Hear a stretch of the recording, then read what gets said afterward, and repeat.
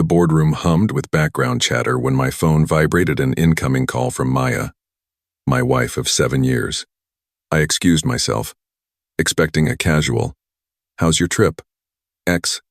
Instead, her voice cut like glass. "I've filed for divorce, Carter. And I already sold the condo." I froze. "Sold? Our condo?" My chest clenched. "You sold it?" I asked, barely managing to stay composed. She chuckled cold and proud. "Zach and I needed the money to start fresh." Zach, my best friend since college. It felt like a gut punch wrapped in betrayal. Every late night, every excuse, it all snapped into place. Maya and Zach had gutted me clean, emotionally and financially. In a single call, the absurdity was unbearable. Standing alone in that sterile hallway of a Seattle high-rise, I realized this wasn't a breakup. This was an ambush, and I wasn't about to go down quietly. I stood frozen in that marble-tiled hallway, the phone still pressed to my ear, but the call had ended. My pulse thundered in my ears. The woman I'd built a life with, Maya, had just informed me, with zero hesitation, that not only was she leaving me, but that she had sold our condo behind my back. And the reason? She and Zach, me best friend since undergrad. The guy who toasted our wedding and helped me carry in our first cooch, apparently needed the cash to start fresh. I couldn't breathe. My throat was dry. My hands shook as I stared blankly at the glass wall before me. My reflection, a ghost of the man I was an hour ago. How long had this been happening? Looking back, it wasn't just the late-night workouts Maya started taking or the way Zach stopped meeting me for weekend coffee. It was in the details, their text messages she always dismissed as group chats, the inside jokes I was never part of, and her growing detachment from the life we built. It was all a slow bleed, and I didn't see it. Or maybe I did, but I didn't want to. I gave Maya everything, my time, trust, and half my soul, and she gutted it out with surgical precision. That moment wasn't just heartbreak, it was psychological whiplash. I was standing in the middle of downtown Seattle, surrounded by 1,000 people, and feeling more alone than ever. I don't know how long I stood there, numb, gripping my phone like it was the only thing tethering me to reality. But once the shock dulled into silence, something else rose: clarity. A brutal, stinging kind of clarity. This betrayal didn't come out of nowhere. The signs had been there all along, hiding in plain sight like landmines I refused to acknowledge. Maya used to laugh at my budgeting spreadsheets. They called me Carter the Calculator. I thought it was teasing. Now I realize it was dismissal masking contempt for the control she couldn't manipulate. She'd brush it off with a kiss or a joke whenever I asked about her spending, knowing I wouldn't push back. And Zach? He used to confide in me about his fear of commitment, but I never thought he'd solve it by committing to my wife. I'd mistaken Maya's coldness for stress. I thought Zach's distance was life pulling us apart. Turns out, it was guilt or worse. None at all. They didn't just blindside me. They slowly dismantled my reality, while I clung to the illusion of stability. The worst part? I handed them the tools. I made it easier every time I compromised, forgave, and avoided conflict. I wasn't just betrayed. I was played. And that realization hit me not in some dramatic moment, but alone, staring at my hotel room ceiling, realizing my life had been edited without my consent. They changed the script. Now, it was time I rewrote the ending. By the time I landed back in Portland the following evening, grief had burned away, leaving nothing but fire and focus. Maya thought she'd outmaneuvered me sell the condo, vanish with my best friend, and leave me fumbling for a place to sleep. She didn't know that 6 months earlier, during a routine mortgage refinance, I'd quietly transferred the title into my name alone. She'd signed the documents without blinking, more concerned with getting a lower interest rate than reading the fine print. That signature was her undoing. Back then, I didn't move out of suspicion. I moved out of caution. I'd started noticing discrepancies in our joint financesimal amounts missing, vague explanations. So I consulted Ellie, a real estate lawyer, and an old college friend. "Protect your asset," she told me, "just in case." It turns out that it became exactly the case. Standing in my kitchen, the same space Maya once danced barefoot while we made weekend pancakes, I pulled out the updated deed from the drawer and stared at my name and mine alone. The realization struck me with wicked satisfaction. She couldn't sell what she didn't own. Zach and Maya may have plotted in the shadows, but I'd unknowingly built the perfect trap. And now, I had something more substantial than anger leverage. Real, documented, legally binding power. The kind of power that turns a betrayal into a reckoning. And I was just getting started. I didn't sleep that night. I lay on my couch, legal documents fanned across the coffee table, staring at the ceiling while every ounce of betrayal hardened into a singular, focused resolve. If Maya wanted a war, I wouldn't just fight, I would win. The next morning, as dawn broke over a gray Portland skyline, I made one phone call. Ellie. She answered on the second ring. "Tell me everything," she said, and I did very sordid detail, from the condo sale to the affair with Zach to the smug phone call that sparked it all. Her voice was ice cold. "They sold the condo without your consent? Carter, that's not just betrayal. That's fraud." Fraud. That word snapped something into place. It wasn't just about broken vows anymore. It was criminal. Ellie didn't waste time. By noon, she'd sent a formal letter to the buyer informing them that the sale was invalid due to sole ownership and lack of spousal consent. Furious and blindsided, the buyer agreed to cooperate, stating Maya had misled them. I almost heard Maya's confidence unraveling with every legal clause Ellie inserted into that email. Then came the message to Maya herself. It was sharp, direct, and laced with consequences. Return the deposit.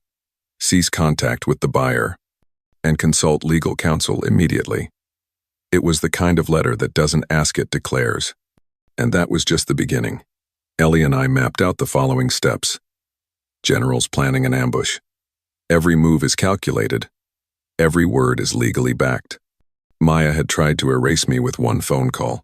But now, I held the paperwork, the lawyer, and the upper hand. And I wasn't just going to protect what was mine. I would make sure they regretted ever thinking I was easy to outmaneuver.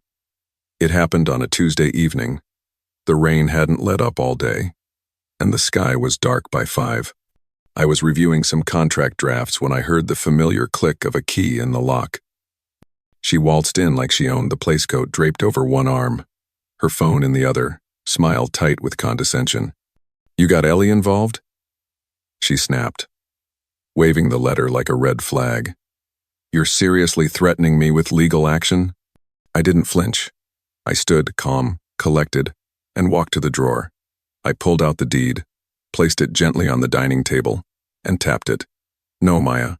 I'm not threatening you. I'm informing you. This condo? It's mine.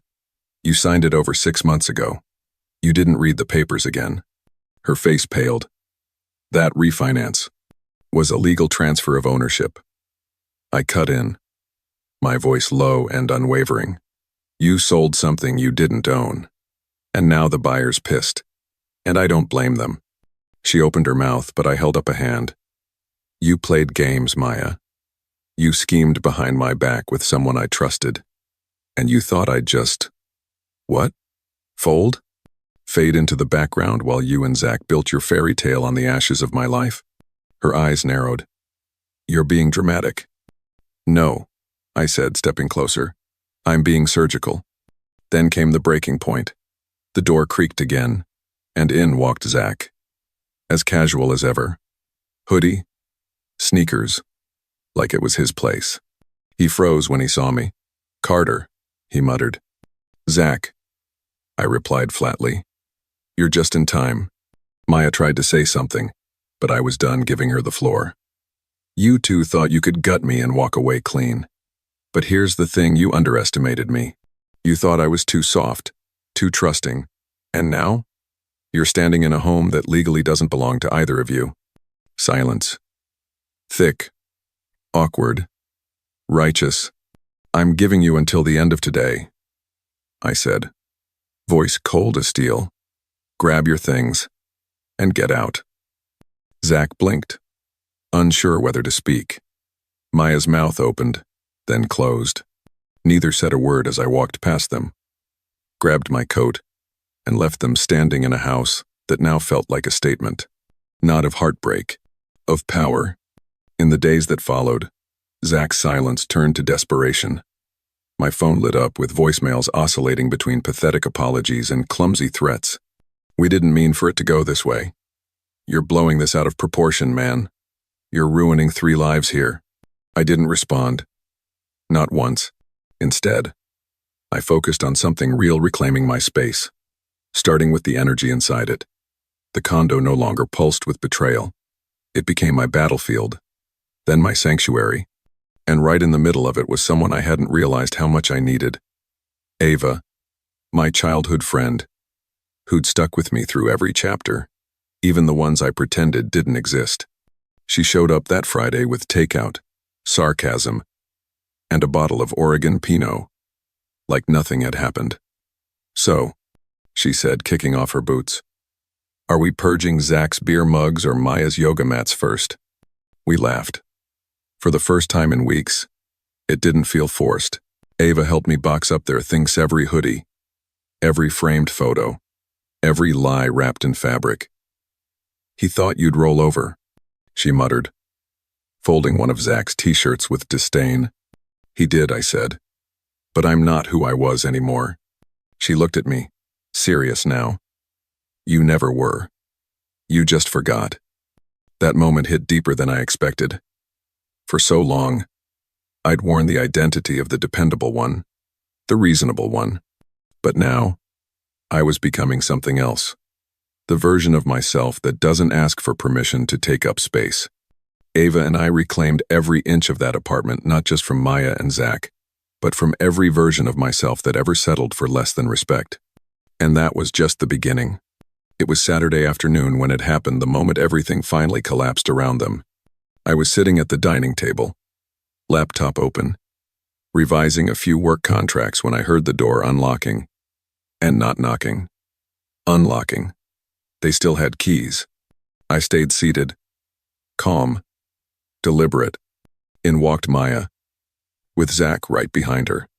They entered with the arrogance of people who thought the war was over and they had somehow won. Maya's heels clicked across the hardwood, while Zach tossed a duffel bag near the entry like he was returning from a weekend trip. Not a betrayal of a lifetime. She looked around with a smirk. "Still feels like home," she said, looping her arm through Zach's. "We figured we'd stay here until things settle." I closed my laptop slowly. My voice, I made sure it was clear. "That's not going to happen." Her smile faltered. "Excuse me? This isn't your home. Not anymore. Not his either. And not some halfway house for the two of you." Zach shifted uncomfortably. "Come on, Carter. Let's be civil." I stood up. "Civil?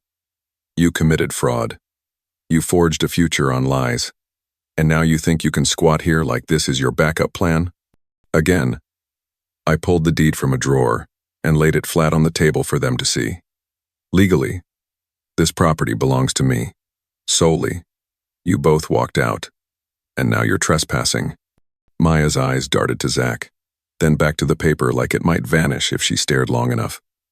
"You're bluffing. Check the county records," I replied. "Better yet, ask the buyer whose money you promised for a home you didn't own. They've already contacted their attorney. Ellie filed everything." Zach turned pale. "Wait, you're saying the sale didn't go through?" "I'm saying you were never authorized to sell it in the first place. You tried to rob me, and you failed." The room dropped into a silence so heavy it practically buzzed. Then, just as Maya opened her mouth to argue, Ava stepped through the door behind them. "You might want to pick up that bag," she said to Zach, voice sharp and surgical. "You're not staying here." Zach reached for the bag without a word. Maya, still trying to process the power shift, stood frozen. "You can't just throw us out," she whispered. "I'm not throwing you out," I said, walking toward the door and holding it open. "I'm showing you the consequences." They left without another word. The sound of the door clicking shut behind them was louder than any scream. That wasn't just closure. That was vindication. After the door clicked shut, I didn't move for a while.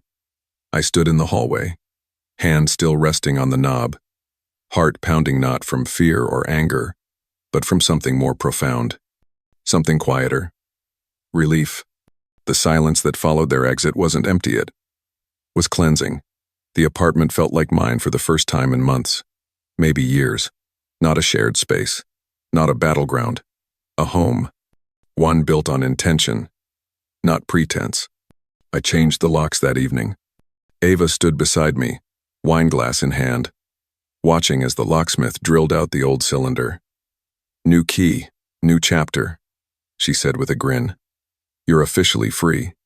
And God, it hit me like a wave. Freedom wasn't loud. It wasn't some movie montage with dramatic music and slow-motion smiles. It was quiet, subtle. It was waking up the next morning and not having to flinch at shadows in the bed beside you. It was walking into the kitchen and knowing that every mug, every fork, every chair was exactly where you wanted it to be. Over the next week, I reclaimed everything inch by inch, drawer by drawer. I boxed up the remnants of Maya and Zach with surgical precision. Gone were his old college hoodie shirt, wellness candles. The framed photo from that ski trip I now knew was a lie. Ava helped with the heavy lifting, but the emotional unpacking I did that alone. I repainted the walls. I moved the couch to face the window. Hung new art. Not expensive. It's not curated for Instagram. Just real. Pieces that made me feel good. Pieces that didn't carry someone else's fingerprint. Ellie called with updates throughout the week. The buyer had formally rescinded the sale and threatened to sue Maya if she didn't return the deposit. Fraud charges wouldn't stick since I intervened before money entirely changed hands, but the threat alone was enough to shake her foundation. The divorce paperwork went through with shocking ease. Maya didn't have the leverage, she thought. Zach didn't even try to intervene. They both knew they'd lit the fuse on their downfall when they crossed that line. I blocked both of them from everything. No calls. No messages. There is no room for re-entry.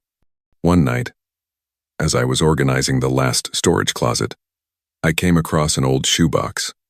Inside were letters Maya had written during our first year together. Back when things were new. Back when I believed in us. I held them momentarily, then placed the box in the donate pile. I wasn't interested in nostalgia. Not anymore. Instead, I made space for something else. Ava and I had dinner on the balcony that night, just the two of us. The string lights we hung up ourselves, and the hum of the city below. She raised her glass. To not settle. I clinked mine against hers. Remember who you are even after someone tries to erase you. And that's precisely what this chapter. Bicameno, just survival. Not just vengeance. Restoration. I didn't become someone new. I remembered someone I used to be. Before compromise diluted my edges. Before I made myself smaller to fit inside someone else's life plan. That apartment wasn't just reclaimed property.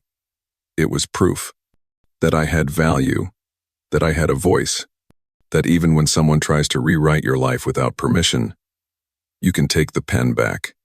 A month later, my world looked different. The air felt cleaner. My days had rhythm again. I was sleeping through the night. I started running in the mornings. Not to outrun the pain, but to move with intention. The place I once feared would haunt me became my sanctuary. But I knew I wouldn't stay forever. At some point I'd move. Buy a new place. Not out of necessity, but growth. That apartment was my battlefield. My recovery room. My reset button.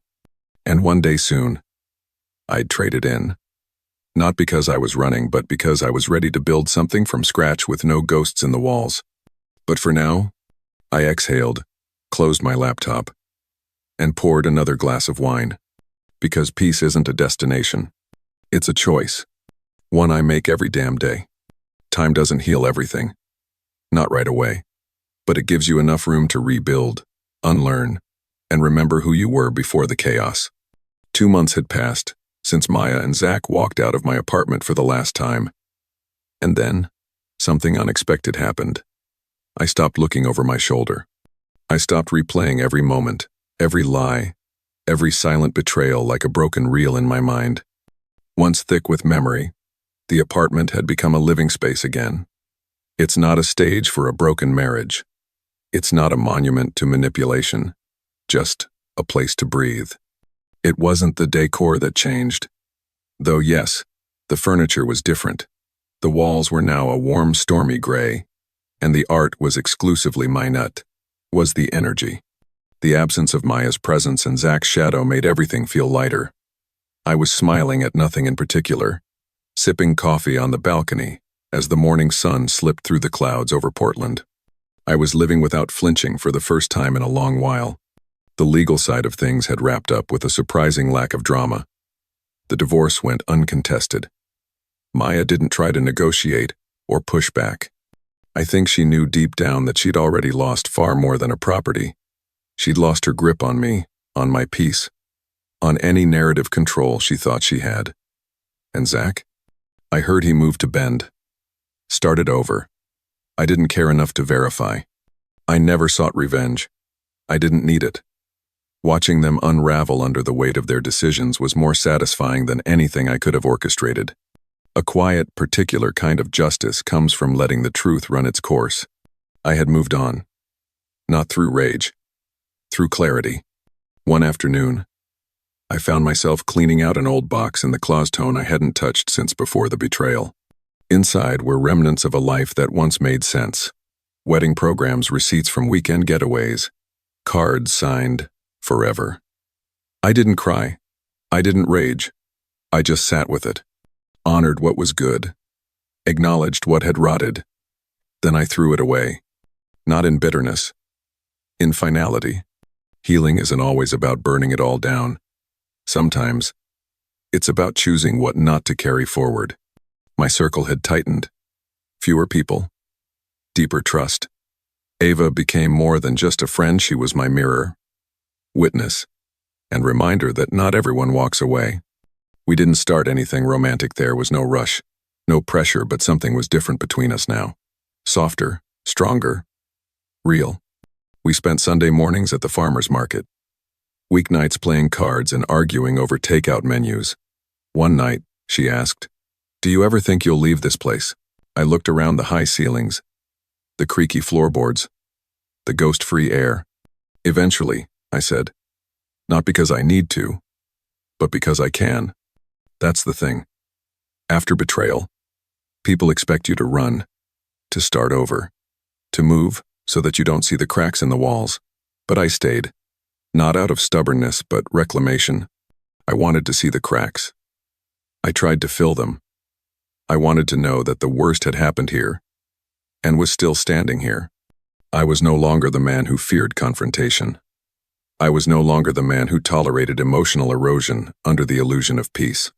I had become something different, not bitter, not cold, but aware, awake, anchored. One morning I found myself journaling again. Not out of obligation, but clarity. I wrote about things I wanted that had nothing to do with Maya or Zach. A cabin in the mountains. A career shift. Hosting dinner parties where everyone around the table belonged. I dreamed again. And more importantly, I acted.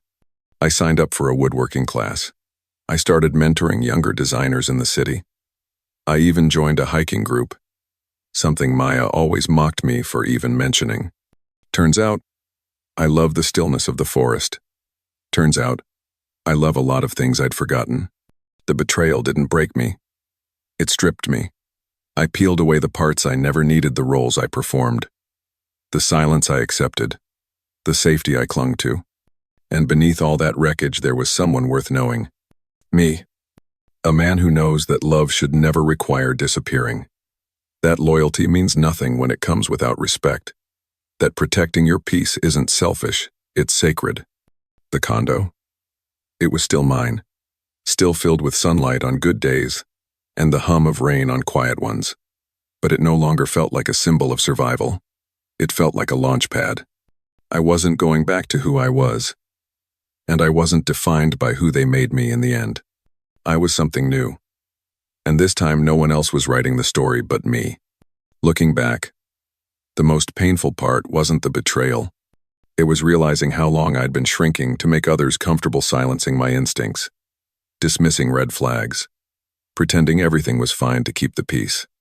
But peace built on denial isn't peace at all. It's quite self-destructive. And sometimes, the most powerful thing you can do is stop pretending. That's where absolute freedom begins. What happened to me wasn't just a breakup or a property dispute, was a wake-up call. It taught me that love without respect is manipulation, that loyalty without transparency is a trap, and that boundaries aren't selfish, they're necessary. More than anything, it reminded me of this. You are allowed to protect your space physically, emotionally, and spiritually, even if it makes people uncomfortable, especially if it exposes the truth. So, if you're watching this and you feel stuck, silenced, or sidelined, know this: you don't have to wait for permission to take your life back. Sometimes, the most radical thing you can do is choose yourself, not with rage, not with revenge, but with clarity, with conviction, and with the quiet understanding that survival is just the beginning. Rebuilding is where the real story begins.